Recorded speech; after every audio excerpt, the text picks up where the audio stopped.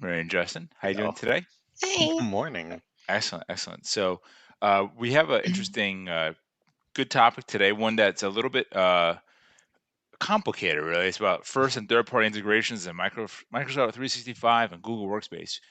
This was definitely a difficult one to start putting together, and it's been it's been a lot of content automation, that sort of thing. And these are kind of the extensions that take it and make it actually do more stuff and kind of assist you in getting things done and finding the little tidbits of information or efficiencies that kind of head up. But so we'll get in there in a couple minutes, maybe some tips and things that we find. But before that, I just want to say thank you for watching, everyone out there. We're Ryan Technology. We are a managed service provider here in New York, but we work across the United States. We have a ton of content on our YouTube channel. Check it out. There's some great training, content-driven stuff, and we do this live stream every week. So we always have changing topics. We kind of follow some themes, and we'll talk about our next theme set at the end. So before we get started, I'm going to hand it over to Marianne for the quick tips.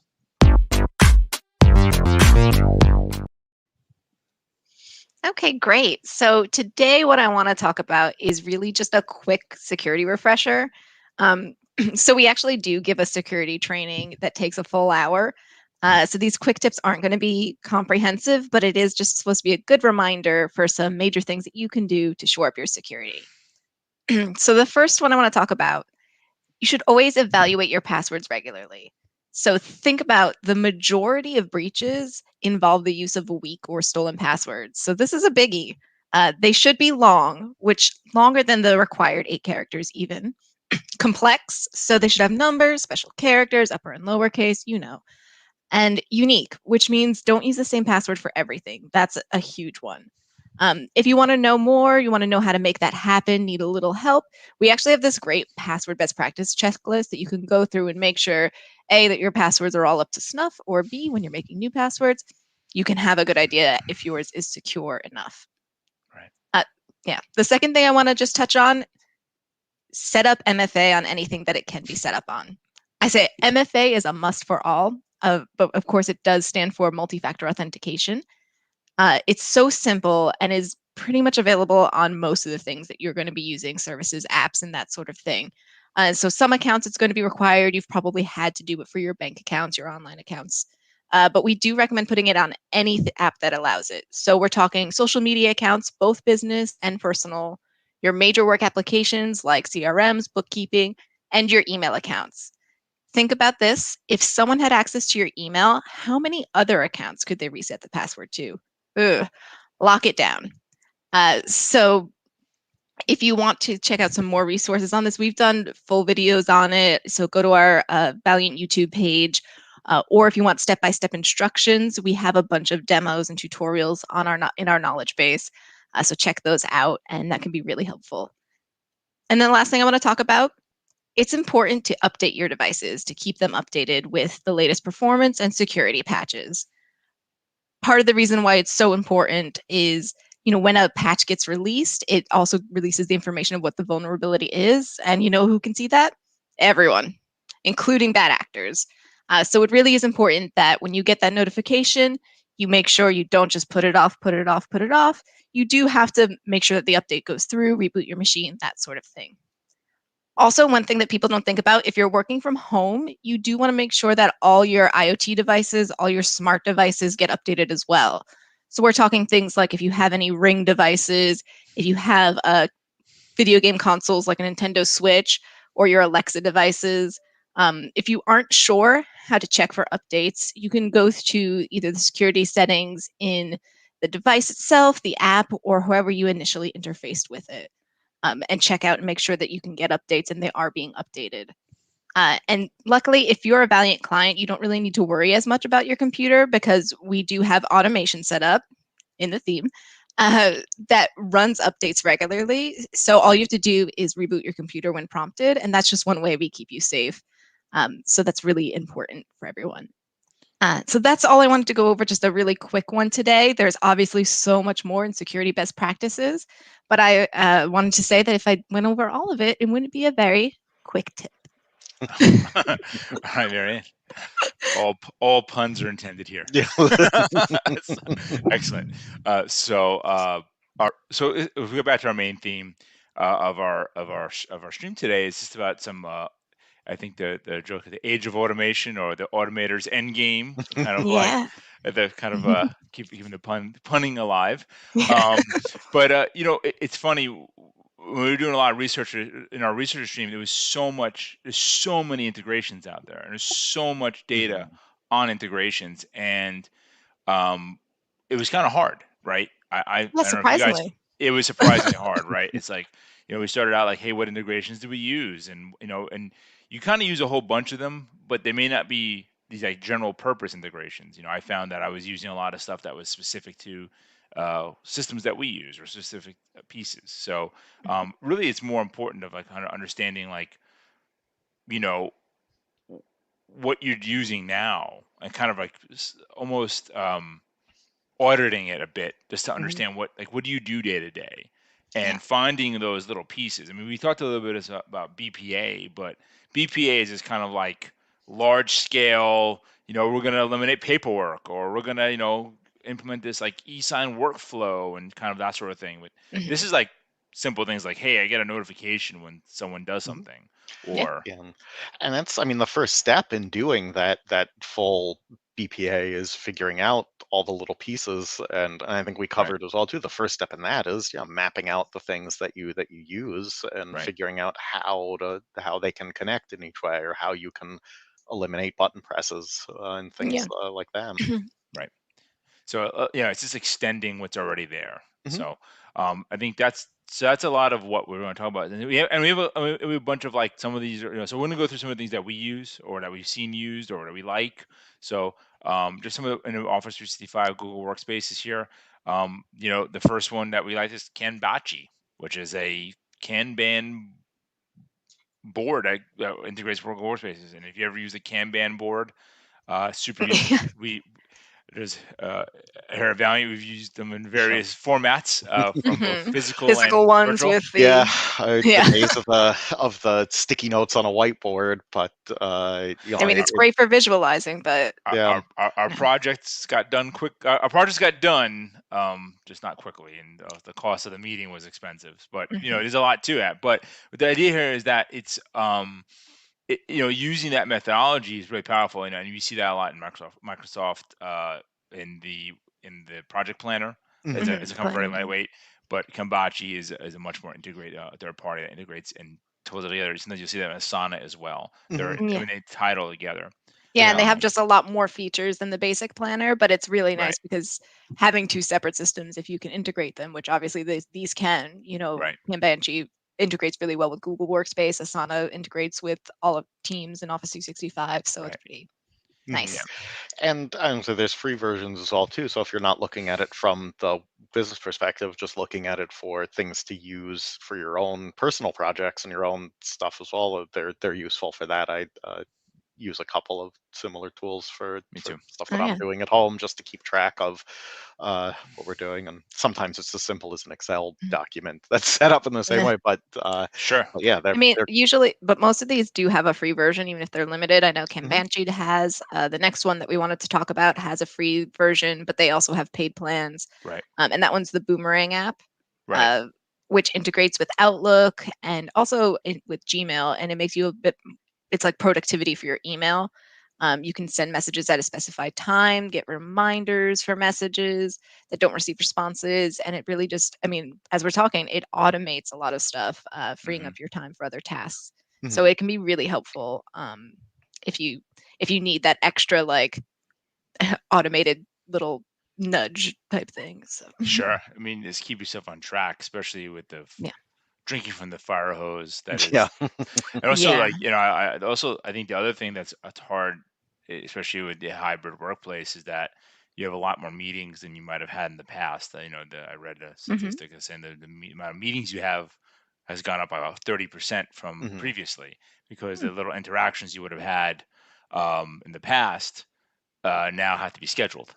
yeah, Yeah. So it's now you're seeing scheduled time, but we're going to get into collaboration next month. Sorry, a little preview. yeah. But speaking of collaboration, Well, one integration that's really tight and is Zoom. Zoom has tons of integrations. Yeah. Yeah. We see that at a number of our customers that it's become a critical piece of their workflow on top of their normal collaboration tools, or integrates into their browser, integrates into Teams, integrates into Slack in a way that Into is your really your powerful. calendars. Yeah. Like I know Correct. Zoom Yeah. has that plugin for Google Calendar, so you can send the invitation and just click down to add a Zoom meeting. You don't Right. have to like copy paste from Zoom's. Yeah, and I mean that is a huge time saver. I remember, I mean, it wasn't with Zoom, it was with another a meeting tool that we used to use where it didn't have that integration. You'd have to go create the, sign in, create the meeting, copy and paste the call bridge and the link info. And now it's literally you press the button and it pops up and it's here's your meeting with all Yeah, the that's what it info is. in it. And it's Yeah. super Yeah. convenient. You see that a lot. I mean, it's funny, when those simple integrations aren't in place, you really do see how weak, or how weak is the wrong word. More how much time you spend on just trying to manage these little applications in Damn. day to day, Yeah. and especially they're just so disparate. You know, I feel like there's a new app every day that you're supposed to be using or reading or doing, but Hmm. if it doesn't necessarily integrate to how what tools you use day in day out, then or I mean, one of the things that I've been guilty of this in the past is adding new tools in without really seeing Yeah. how to integrate. So Yeah, figuring anyway, out Yeah. where it's gonna go. Well, yeah, that, I think connects nicely to the one that's gonna be my favorite, which is, Microsoft, Power Apps and Power right, Automation and Flow, uh, which is more of a, like, Flow lets you connect different apps, different things together and Hmm. make like these if then statements with them, and you can do some very cool stuff with it. Uh, Yeah. I'll give you just a couple that I've set up for myself. Anytime I get an email with an attachment, that attachment gets saved into a folder in my OneDrive. So I always have every attachment that's ever been sent uh, to me. I can uh, go and find it. so I totally use that one too, Justin. I Yeah, use that one it's Hmm. constantly, and it saves my bacon more than I want to admit, because I can't was in the like fire hose of email. The Hmm. attachments are what kind of matters, and yeah, also it gives it a certain sense of protection because it's segmented out. It's gonna be backed up if you have a third party backup yeah. for it. So Oh god, you have layers of safety on that, The especially with the convenience yeah. of attachments. OneDrive and Right, being able to use it right. later. Yeah, Yeah, totally. and then so that one was actually one that's built in as like a template, but then I used built off of that one to make another one for us and kind of attached a few other things. We use a e-signature platform called SignNow, and when a document is done, it sends an email to an email address, and we uh, had been just checking that email and then going in and getting the document and doing all this, and I set up a flow so that when that email comes in, it looks for the right pattern. It takes the attachment, saves it into a specific folder in SharePoint so it's in the right spot, and sends a notification to a Teams channel. So now instead of checking to find is this thing here, you just get a notification that pops up that says, hey, this was signed, and exactly where, it's a link right to the file, and you know where the Yeah. file is. Yep. And Um, that's a great workflow because that was using Teams and notifies the team members that, hey, this is happening. This happened, which is Yeah. really yeah, important. and that was, I mean, similarly was built upon just little individual pieces. There was one was like, okay, what happens when this happens? We have to Right. do one, two, three things. So let's make it so Mhm. we have to do two things. Let's make it so we have to do one thing, and you slowly automate the pieces for it, and that's how you build the more Yeah. complex automations. I was like, and if this sounds complex, one of the best things about Power Automate is that there is a very like really low level entry to it because, Mhm. like you said, the first one you did was just built in. It was a template, so you Right. click it, you fill in that prerequisite information, and it goes through. So if you haven't tried, if you have Office 365 and you haven't tried it, check it out, the Power Automate, because you might just scroll through and be like, oh yeah, I need that, Mhm. which is what I do. I'm like, Yeah, there's a ton oh. of stuff in there. Yeah, a ton of Yeah, pre-built stuff, and yeah, even the stuff that you build on your own, you can do it without writing any code. Like I mean, I took absolutely. It's pretty easy. Yeah. yeah, I took a programming class in high school, which was a lifetime ago, and Mhm. so I Yeah. other than that, like I don't do coding, and it's easy to pick up. It's drag and Right. drop. Yeah. And if you see the link at the bottom, if you want to like see how it works, that's a little walkthrough of when I set up a a Power Automate for YouTube. Because we post these videos to YouTube, and I wanted to be able to like share it with our staff without me having to go, oh yeah, I posted a YouTube, copy, paste, all that stuff. So it's just a little walkthrough, but that's my one is that you can do with Power Automate, you can do third-party apps, you can do, you know, within the environment. But for the YouTube one, I just have it. So whenever I post a video, it posts the link and the title to a Teams channel. So anyone in our organization can passively look and see what's there. They can use it to like share with clients who have questions, or even just themselves if they're you know, they don't necessarily use the user interface for some of the things that we work with, they can check it out. So Yeah, and even not so passively. Like I'll use it. Sometimes we'll get requests from a client for video, or they'll ask a question and we'll be like, "That's a really good thing. We should have something on it." And Marion puts it together, and rather than me, asking her, "Hey, wait, did that go up yet?" I just go I know did that it. I'm going Yeah. to get that notification, and then be like, "Awesome! I'm going to send this to people now." So Yeah. super useful. Yeah. No, Yeah. it's good. Yeah, and so the last one is just the E5 license of insight, which is super useful. Yeah, That one's a powerful tool. yeah. I use that quite a bit myself, just to kind of understand what my behavior is, the Yeah, behavior so Mhm. analytics. yeah, my analytics and my insights. There's some of it now. It used to be only with E5 licenses in 365. Now there is a slimmed down version that comes with E3s. Right. Mhm. Basically, it looks at your uh, behavior, like what you're doing in Office 365, and uses that to help guide you. So it'll do things like uh, tell me that I emailed somebody and said that I would do something and ask me whether or not I've done it. And you can mark it as a task, or mark it as done, or mark it as not a task. And that has, I mean, been helpful to me, because how many times does somebody email you something and you'll say, "Oh yeah, oh don't worry, I'll take care of this thing," but then forget about it. And I'd rather Microsoft remind me than the person remind me that I didn't do it. Does that. It does a very cool analysis of how many meetings you send to which people, and can say like, "Hey, you seem to send meetings to these people all the time. Why don't you schedule this thing at this time? Right. This is when people are going to be free if you're going to schedule something for them." Or Mhm. uh, Get your just own little Jarvis just to give you pretty, suggestions. yeah, yeah, that's it, Very it's true. getting close to that, where it's just like Yeah. looking at your, and it's just looking at your calendar data, looking at your email data, and running through uh what the information that's there, and presenting it to you. Mhm. So, Nice. so just to kind of keep moving along, another integration I think is important is your browser integration pieces. There's some really Yeah. good ones that I know I use and we all use here, and the one that as a just doing planning and engineering and just strategy, uh, we use Lucidchart Hmm. Mhm. Definitely. all the time. We think Yeah. that's like a great. I mean, and there's obviously other heavyweight applications out there that are powerful, but for simplicity's sake and its power of integrations, we integrate it into a bunch of different documentation platforms and all sorts Mhm. of things. So it's embeddable. It's great. If you haven't used it, check it out. Especially if you Hmm. don't need um, certain, Yes. as I said, heavyweight application Yeah, I mean, it's Yeah. just very pieces. simple flow charting, and it's Yeah. gotten. I mean, honestly, the user interface has gotten so much better over the years that it's Yeah. Yeah. really just like very easy. Pop, pop, pop. A Yeah. So. ton of templates built in too. Like I'll Mhm. start with just stuff that's pre-built there, move things around, and Right. have a nice chart done. And I mean, and to tie it back into doing one of the things that I use it for all the time is mapping out the workflows that we have to figure out what things can be automated, what Yeah. pieces can be streamlined. Yeah. So it really is useful for that.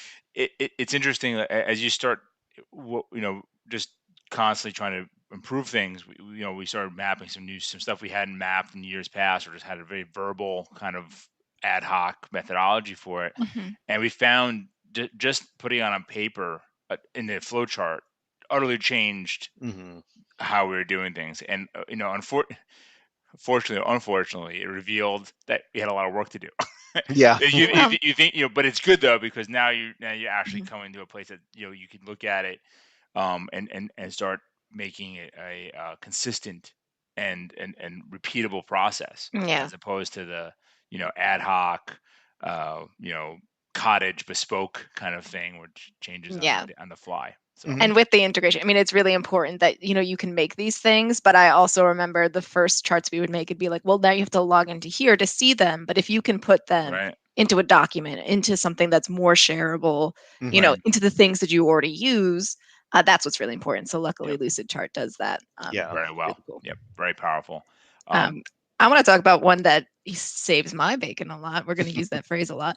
But Grammarly is, it starts free. They also have a paid version, but it basically does the traditional spelling and grammar check, but it does it everywhere. So it does it in your browser. It can do it on a bunch of different applications. And as someone who I feel like my fingers type the E faster than all other things. And even if I mean, I know how these things are spelled, but I mess it up and don't notice. It does exactly what it sounds like. It spell checks it. It gives you suggestions. The grammar function is actually really good. It's better than some of the average spell checkers, even in Word. Has its built-in spell checker, but Grammarly will catch some things that it doesn't. So that's one I really like, and because it integrates with so many different systems, it's super useful. It is, it's great. Yeah, So yeah. and yeah, it's a great system. Excuse me. Microsoft has a similar one that's built into Office, but Grammarly is Yeah. pretty Yeah, powerful. I use that one. It's not bad. I haven't tried Grammarly, but I'm based on this. Maybe I should because I get It's worth Yeah. a look. I like that the one in Word that it's there, and I like some of the stuff that it does, but it feels sometimes a little, I don't know, Well, doesn't even match my ignoring, writings. Yeah, I say ignoring Word is that the thing is that it integrates with so many things. So when you're opening a ticket, you're gonna get these It's updates. correct. And uh, if you're using the internet, if you're writing a comment to us right now, Grammarly will tell you if you're spelling something Exactly. wrong, and then you don't have to look a fool. Exactly. There it is. And our last integration that we like, it's so powerful, is Bitly, which is a Oh link yeah. shortener, which doesn't sound like a Oh big deal, but man, it changes the game, right? oh yeah. Like yeah, it's like, especially with the modern URL links being what they are, you really can't not have it. Quite yeah. Yeah. honestly, I mean, I see it all the time in our tickets and just different things we work on. It's a really great tool. We use it in Google for some of our Google work. We use it for everything, everywhere. Mhm. So it's very powerful. Yeah, so I think there's a Chrome integration that, well, Matt, our producer, is using literally right now. One of the links he popped at the bottom, I sent to him while we're having the conversation, and he within a few seconds can just use the Bitly integration, use the Right. little plugin, make a shortened link, so it doesn't have to be, the Valiant Way /KB this is how you do this thing. It can just be a Bitly link. So yeah, Exactly. Exactly. So we had a bunch more, but honestly, there a lot of them are very specific to like individual us. Yeah. us or our company or Mhm. or Mhm. paid for tools like addition. So we're going to so we're just gonna kind of wrap it up today because there's a lot of stuff here. This is kind of a weird uh subject because we see new integrations and new stuff every day, All the time. and the thing is you have to kind of play with them. I think you have to, but the most important thing I think is literally just try to understand what you're doing with the tools you already have. Mhm. The utilization of the tools that are already in place are so low. This is Yeah. statistics from Microsoft and from Google themselves of what people use the email and use Drive, but they don't use any other forms or Mhm. any other pieces. For what it's worth, there's also a great analog tools in Google for Google Forms and stuff like that. So check Yeah. that stuff out. If you Mhm. have questions, please throw them to our thing. We'll definitely do any. We'll incorporate it into our content creation. We love directly answering questions or directly answering requests. So and this kind of wraps up our automation nation kind of theme for this month.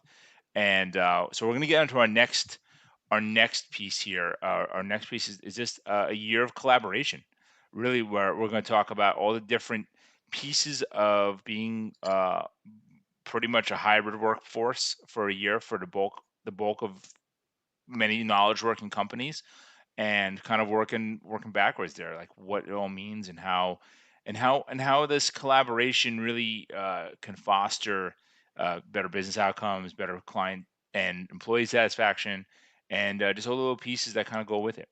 So if you really enjoyed it, please, please, please check out the on YouTube. Give it the likes. It really helps us. We're working on building, building people. We want more people to get the word out there. What we're working on, I think has real value to the community, and we love just answering questions and being a resource for people. So Yeah. I really appreciate. Thank you, Marianne, for that quick tips today. And if anyone has security questions, fire it off to us. We'd love those as well. We think it's kind of our mission at this point. We do so much Yeah. of it. And thank you, Justin, for as Thank you. always, good comment. All right, thanks everyone. Great. Have a great Thanks, day. everybody. Bye Bye. now.